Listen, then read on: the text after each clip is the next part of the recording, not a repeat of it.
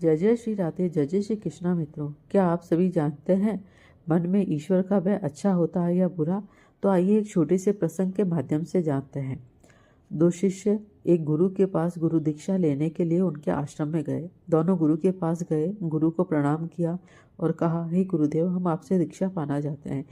गुरुदेव ने आशीर्वाद दिया और दोनों को कहा, ये कुछ फल है, तुम दोनों इन फलों को आधा आधा बांट लो, लेकिन हाँ, ऐसी जगह ले जाकर काटना जहाँ इन्हें कोई देखे ना, जहाँ इन्हें किसकी नजर ना पड़े, और इन्हें काटकर मेरे पास ले आओ।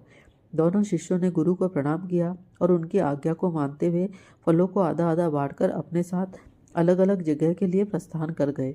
एक शिष्य जंगल की ओर बढ़ गया और दूसरा दूसरे मार्ग की ओर। जो जंगल की ओर बड़ा शिष्य वह शीघ्र ही लौटकर कुछ समय में ही गुरु के पास आ गया, और दूसरा वाले शिष्य को सुबह से शाम हो गई, वह संध्या के समय लौटकर आया। पहले वाले शिष्य से गुरु ने पूछा, तुम कुछ ही समय पर फलों को काट कर ले आए? तो उसने कहा, हाँ गुरुदेव, मैं जंगल में गया था और मैंने एक ऐसी एकांत जगह ढूंढी मुझे जहाँ पशु पक्षी मनुष्य कोई नहीं मिला, इसलिए मैं इन फलों को शीघ्र काट कर ले आया। दूसरे से पूछा, तुम इन फलों को काट कर नहीं ले आए, ऊपर से तुम्हें सुबह से शाम भी हो गई और संध्या के समय आए हो? तो उसने गुरु को प्रणाम करके कहा, हे गुरुदेव, आपने आज्ञा दी थी इन फलों को एक ऐसी जगह ले जाकर काटूं जहाँ मुझे कोई नहीं देख रहा हो। मैंने सुबह से शाम हर जगह ढूंढा, लेकिन मुझे तो सर्वत्र ही ईश्वर की चारों ओर से आंखें दिखाई दी। जो मुझे लगा वो मुझे हर ओर से देख रही है। मुझे ऐसी कोई जगह ही नहीं मिली जहाँ मैं इनको काटूं, क्योंकि मैं जहाँ भी जाता मुझे लगता ईश्वर मुझे सारे ओर से देख रहे हैं, इसलिए मैं इन फलों को बिगर काट कर ही ले आया। गुरु ने दूसरे वाले शिष्य को शाबाशी दी और प्रथम वाले शिष्य को बिगर गुरु दीक्षा दिए ही वहां से जाने को कहा, और दूसरे वाले शिष्य से कहा, तुम धन्य हो शिष्य, जिसके मन में ईश्वर का भय होता है। वह सदैव ही बुरे कर्म को करने से झिझकता है, अपने आप को रोके रखता है और सदैव सत्कर्म की ओर रहता है। और वही जिसके मन में ईश्वर का भय होता है, वही व्यक्ति परमात्मा को पा सकता है। हे पुत्र, तुमने मेरी गुरु दीक्षा में उत्तीर्ण हुए। जिस मनुष्य के मन में ईश्वर का भय है, वह सदैव ही परमात्मा को पाने में समर्थ है।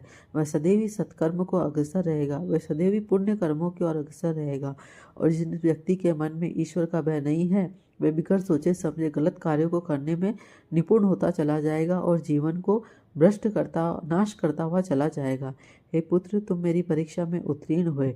गुरु ने उस शिष्य को अपने शिष्य के रूप में स्वीकार किया और साथ ही ये भी संदेश दिया कि ईश्वर सर्वत्र है। हमें सदैव उस परमात्मा को ध्यान में रखकर ही काम करना चाहिए, क्योंकि वह ईश्वर का भय ही है जो हमें सत्कर्मों की ओर अग्रसर करता है और हमारे पुण्य फलों को हमें प्रदान करने में सहायता करता है। इसलिए हमें ईश्वर का भय सभी मनुष्यों के लिए अच्छा होता है। यही हमारे जीवन का उद्धार करने का कार्य भी करता है।